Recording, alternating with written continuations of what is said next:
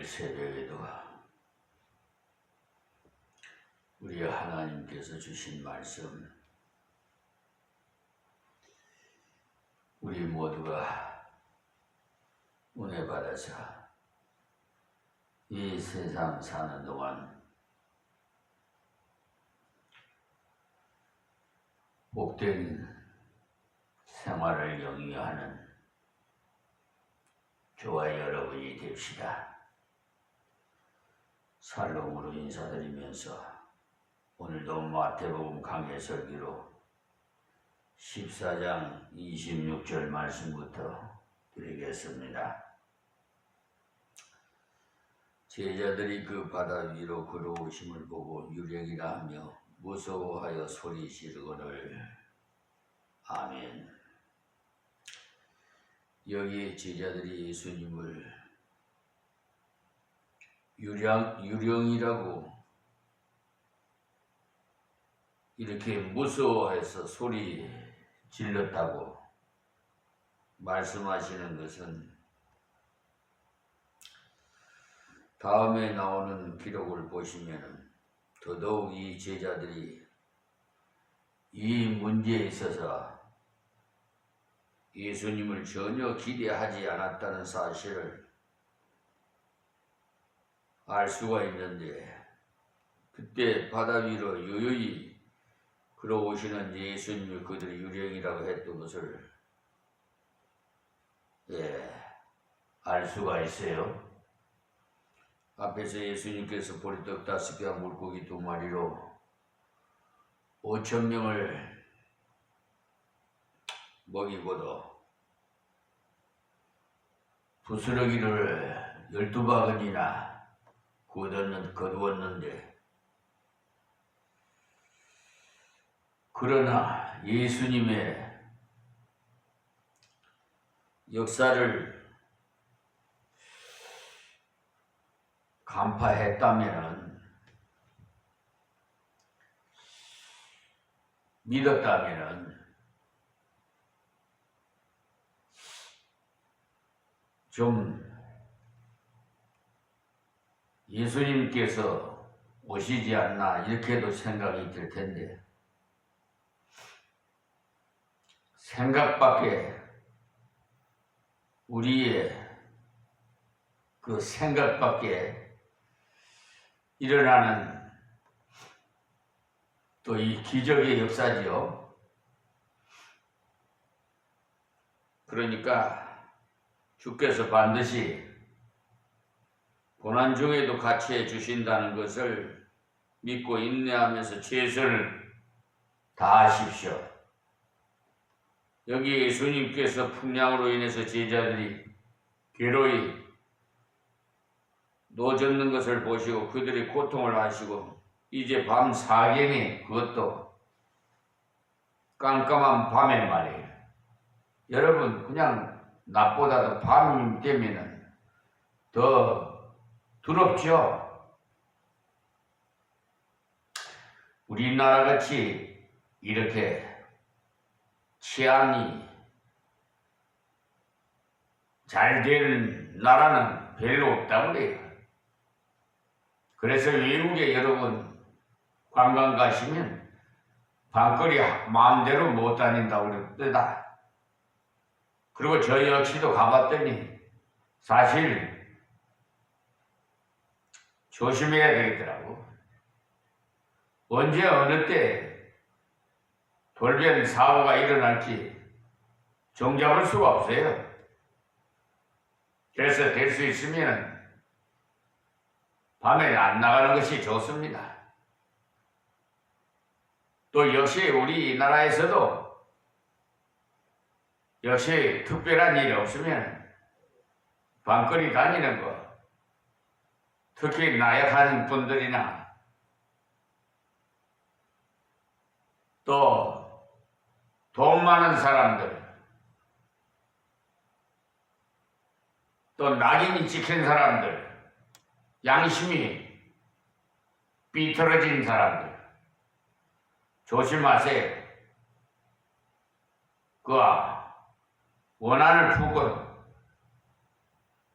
이런 사람도 있을 거 아니에요? 묻지마 살인사건도 많이 발생하잖아요. 대낮에도. 그러니까 우리가 외로움을 당할 때, 고통을 당할 때 주님은 그것을 다 저희들보다 더 잘 아십니다. 생각까지도 벌써 다 알고 계세요. 우리를 만드신 분이 하나님이시잖아요. 만드신 분이 우리의 인체를 더 잘 아시지 뭐. 나보다도 더 잘 아시는 분이 하나님이세요. 예수님께서 우리와 함께 하시는 방법이 여기에 보는 대로 이적적으로 무리로 척척 걸어오실 때 있지만 어떤 때는 우리 주위의 어느 형제나 자매를 통해서 하나님께서 돕는 자를 보내시고 격려하는 자를 보내서 간섭하시는 일도 있습니다. 그러니까 하나님께서 함께 하시는 그 방법이 누구에나 똑같은 것이 아니라는 것을 아십시오.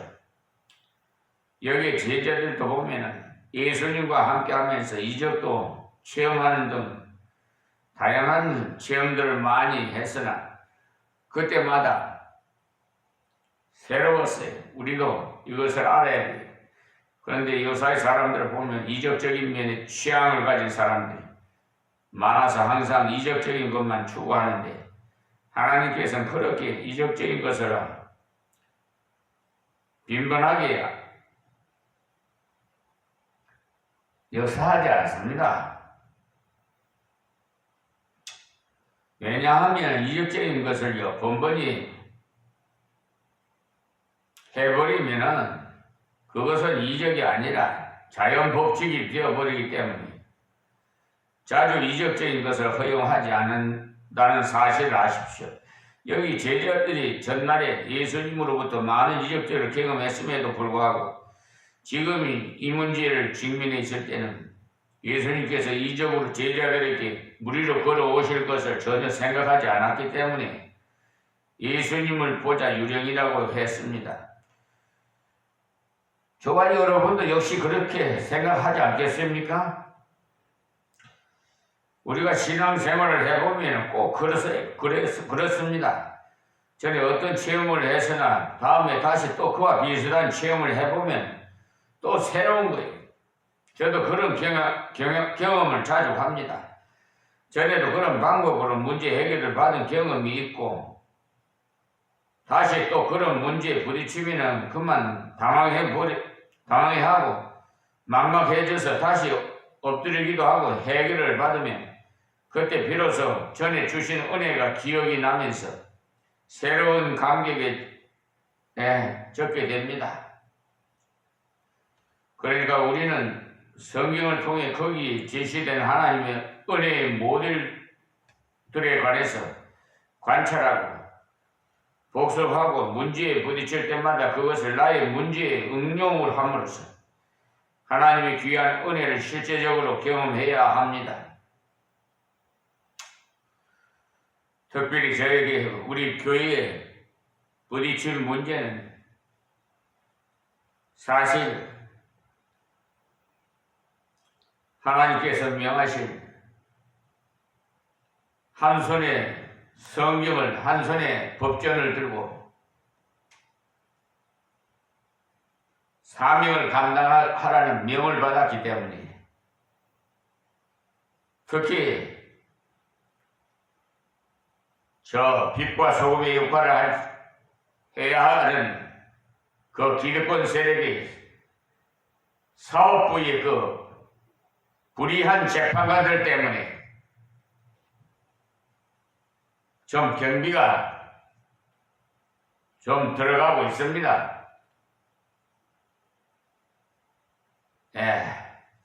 그래서 가진 자는 거의 1억이라면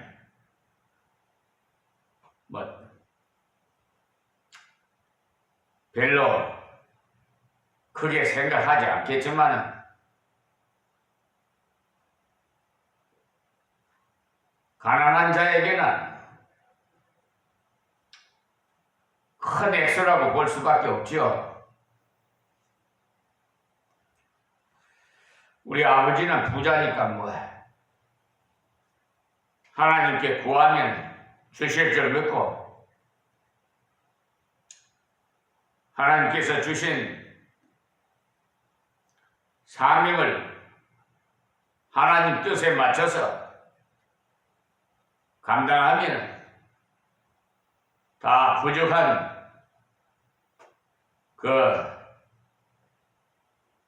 대출 1억도 상환해 줄 줄 믿습니다. 그래서 저는 그냥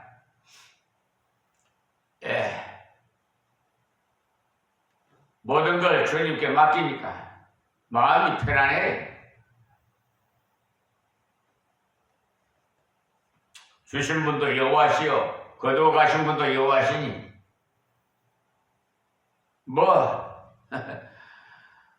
욕과같이 시험받은 이 종이 무엇에 두려울 게 뭐가 있습니까?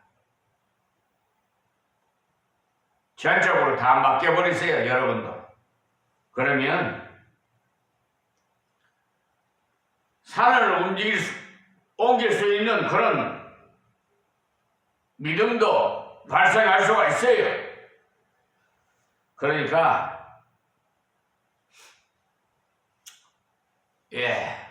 좀 큰 믿음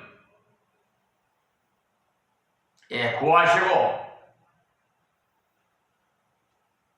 하나님 앞에 오직 순종하십시오.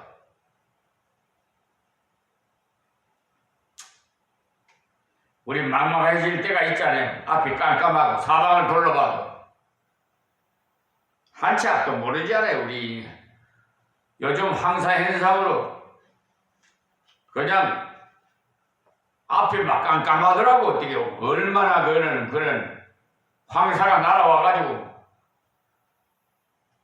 우리나라에 지금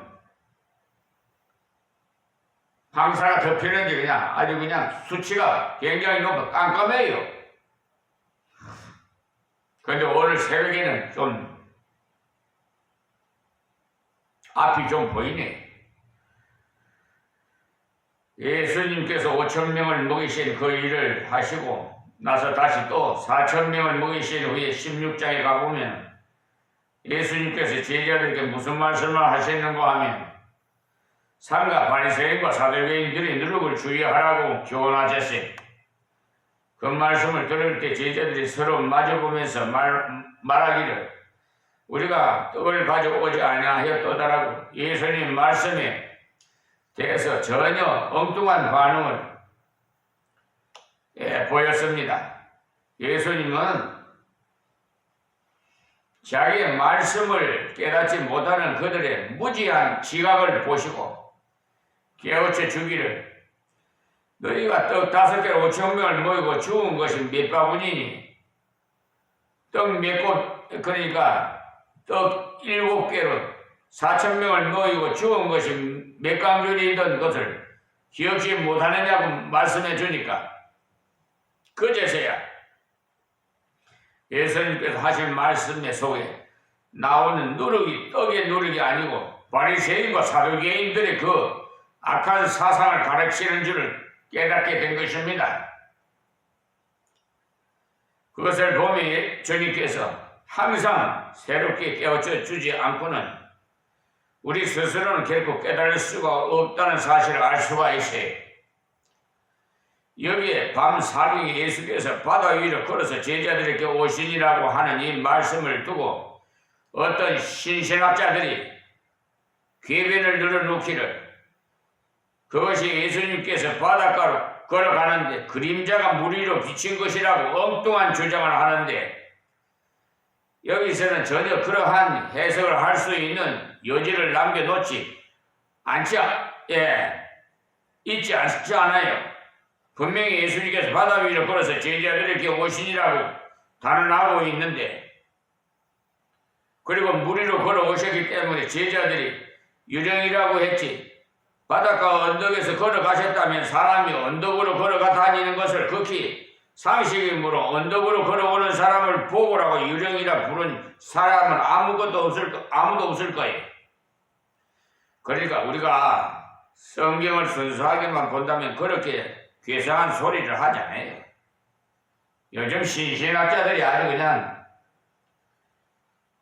저 요즘 뭐 유튜브 보니까 유튜브 동영상에 나오는데 뭐 대한예수교 합동 총회에서 이란 연구하시는 목사님 그렇게 하시는 모습 보면은 뭐 이란보다도 더 뭐 신비주의라나 아니 뭐라고 사이비 종교라나 그렇게 하면서 또 다른 목사님들도요 대감에 나왔는데 다른 교대 내에서도 하여튼 목사라고 안수는 받았으니 목사라고 부르긴 하지만 목사가 아니라고 하더라고요. 그 목사님은. 그러니까 여러분들이 볼 때 제정신들이 아닌 사람들이 많아요. 예. 자기 분수도 모르고 자기 맡은 그 직분도 모르고 날뛰는 사람들이 많잖아요. 윤석열 대통령 뭐 석방시킨 것도 그것도 뭐 요즘 대검찰총장인가 뭐야 나는 이름 그런 사람들 기억하기도 싫어요. 어쨌든 분명히 형사소송법에는 분명히 명백하게 그에 있는데 그걸 검찰총장이 위반하고 그런 검사들이 대응을 안 해갖고 석방을 시켰다고 좀 비평들을 하더라고요.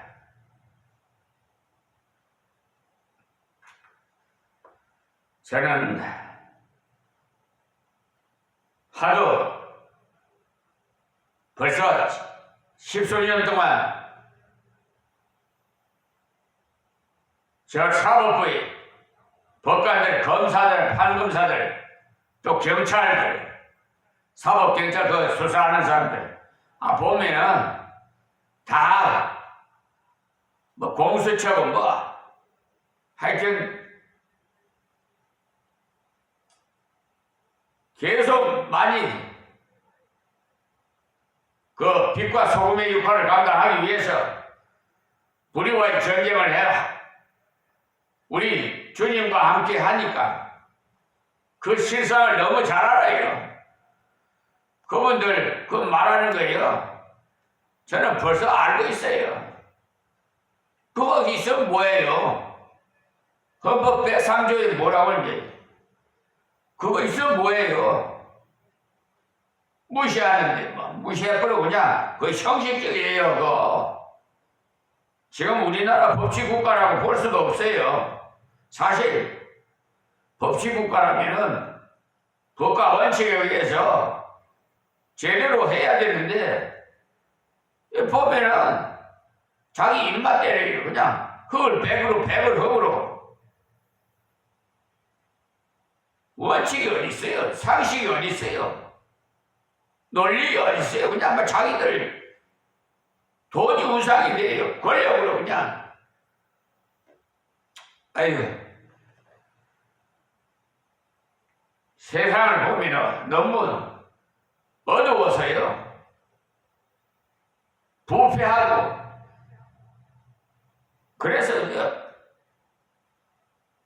선량한 국민들 국민들을 가지고 놀고 양심이 있는 법관들을 피해를 준다니까요. 사법부의 명예를 훼손하고 말이에요. 그래 국민들의 인격을 가지고 그냥 침해하고요. 저들들 마음대로요. 능멸하고 우롱하고 그러니까 하여튼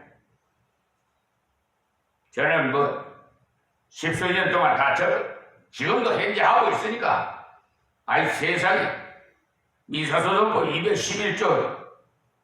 211조에서 판결 변경 신고를 하는 걸 재심 청구도 안 했는데 재심 청구해 한 걸로 그렇게 변질시켜가지고 해놨더라고요. 참 뭐가 웃는다 그러던가 뭐 하여튼 이제 그런 사람들요 저는 사람같이도 보이지도 않아요. 솔직히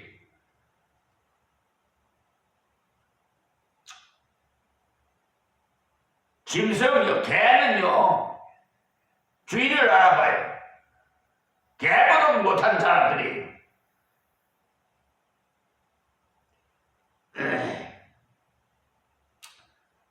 그러니까 서려만 법관들이 피해를 본다니까요. 정직한 분들이 있어요.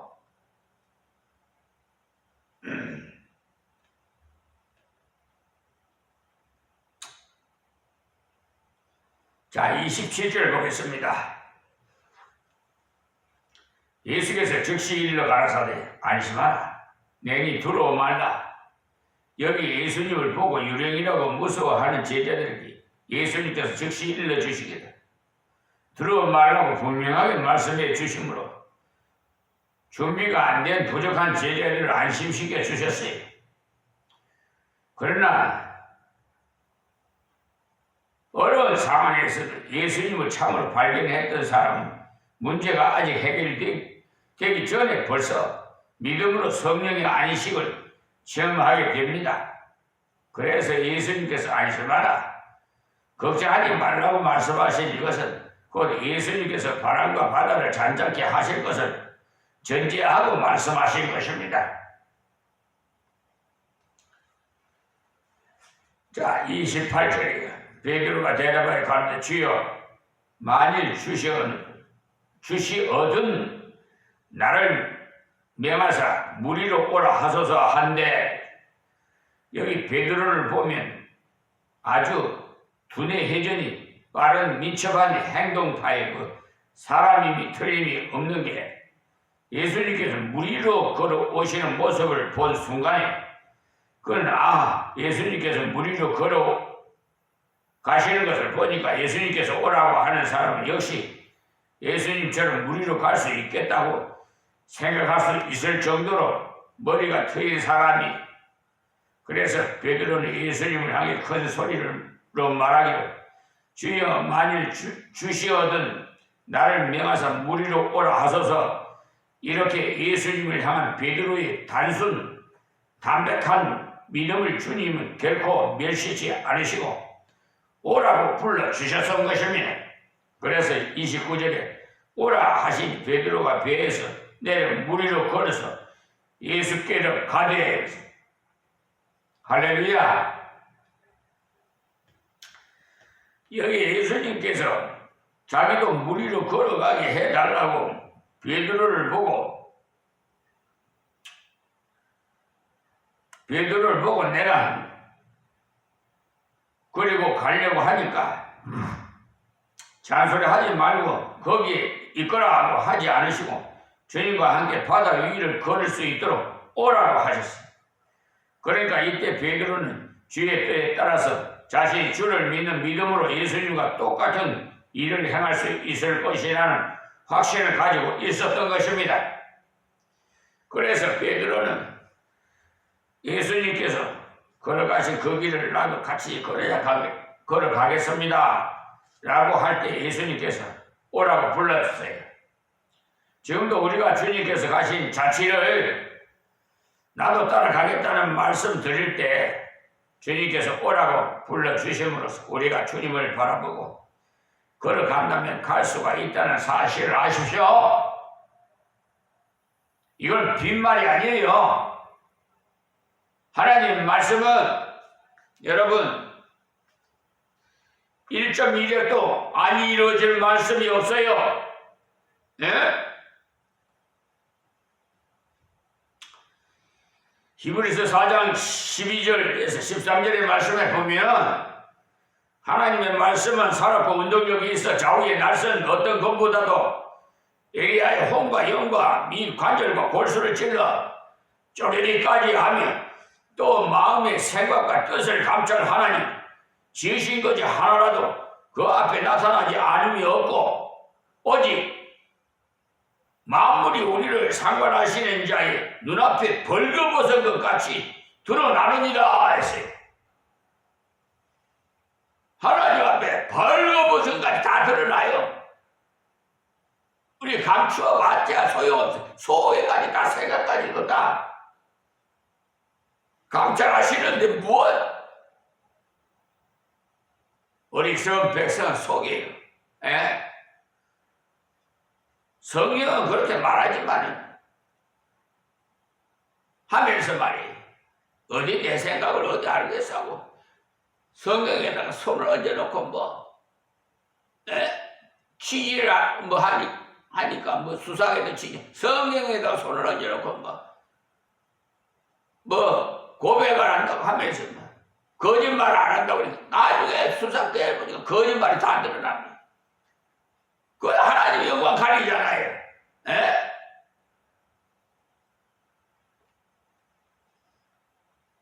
그리고요 마태복음 24장 35절에 보면 천지는 없어지겠으나 내 말은 없어지지 아니하리라 그랬어요. 좀 명심하십시오.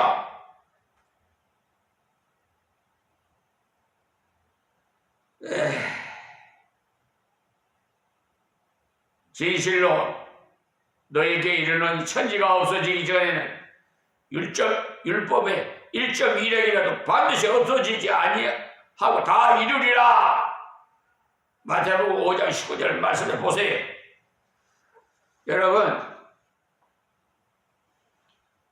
여러분들은 이 세상에 살려면 육의 양식을 먹지만 영의 양식을 먹어야 돼요. 하나님 백성들은 이 새벽에 하루를 시작하는 이 새벽부터 하나님 말씀과 동행하는 삶을 살아야 돼요. 먼저 일어나서 하나님 앞에 여러분 기도합니까? 그리고 저녁에 잠자리에 들 때 하나님 앞에 기도합니까?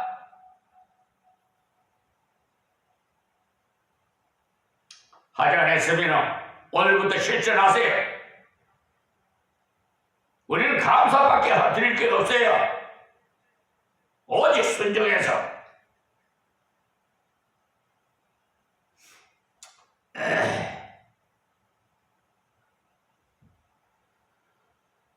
우리가 주님을 바라보고 걸어간다면 갈 수가 있습니다. 예수님께서 친히 무엇이라고 말씀했냐면 내가 진실로 너희에게 이르노니 나를 믿는 자는 나의 하는 일을 저도 할 것이요 또한 이보다 더 큰 것도 하리니 이는 내가 아버지께로 감이니라고 요한복음 14장 12절에도 말씀하셨잖아요. 거기 예수님께서 말씀하신 이보다 더 큰 것도 하리니라는 말씀은 예수님께서 전담하신 인간의 구속사업을 의미하는 말씀이 아니라 예수님께서 이 땅 위에서 하나님의 사랑을 전달하기 위해서 여러 가지 봉사하신 그 봉사의 범위와 효과 면에서 주님께서 하신 것보다 더 큰 것도 하겠다는 그런 의미로 말씀하신 것입니다. 사실 예수님께서 이 땅 위에서 하신 봉사와 기간을 보면 3년이란 짧은 기간밖에 일을 하지 않으셨어요. 그러나 지금 우리는 그보다도 더 많은 시간을 가지고 일할 수가 있고, 그리고 보혜사 성령께서 오신 뒤에 실질적으로 베드로가 한 번씩 설교할 때 3,000명과 5,000명이 회개한 역사를 보면 주님께서 이 땅 위에서 계실 때보다도 훨씬 큰 것도 할 수가 있었던 것을 알 수가 있잖아요. 여기 제자들은 주님의 초자연적인 능력을 볼 때 인간이 그 이성으로는 감당하기 어려웠기 때문에 그들을 무리로 걸어오시는 예수님을 보고 유령이라고 무서워했던 것입니다. 그러니까 인간의 머리로는 해석이 안 되더라는 말이, 그러나 베드로는 그의 음성을 듣고 믿음으로 나아가니까 주의 능력이 자기에게서 역사하는 것을 정말 체험할 수가 있는 그런 자리에까지 나가게 됐다는 거예요. 이것을 정말 인간의 머리로는 도저히 그것을 깨달을 수가 없는 것이지만 주님의 음성을 듣고 그대로 믿고 걸어가니까 베드로가 예수님께서 걸어가신 것처럼 자기도 걸어갈 수가 있었다는 겁니다. 근데 거기까지는 좋았는데 다음 30절 보시면요, 또 시간이 다 됐습니다. 궁금하지요? 내일 새벽 시간에 만납시다. 하나님 고맙고 감사합니다. 오늘도 이 비천하고 부족한 종이 하나님 말씀을 대하며 싸우니 귀 있는 자는 다 듣게 하옵시고 듣는 자가 다 복되게 하옵시고 방황하는 저 이방인들도 구원하셔서 영광받아 주시옵시고, 또한 아버지 하나님, 이 나라가 너무나 골이 깊어 저 편가르기 식으로 이 정치가 하나님의 뜻에 부응치 못하오니 아버지 역사하셔서 서로 배려하고 하나님의 주신 사랑으로 하나가 되게 하여 주시옵소서. 서로 사랑하고 협조해서 건전한 이 나라가 발전할 수 있도록 하나님이여 역사하시옵소서. 날이면 날마다 길거리 나가서 국민들이 외치는 그런 소리가 없게 해 주시옵소서. 특히 저 광란적인 정광훈 목사 같은 자를 회개시켜서 아버지 이방인들로부터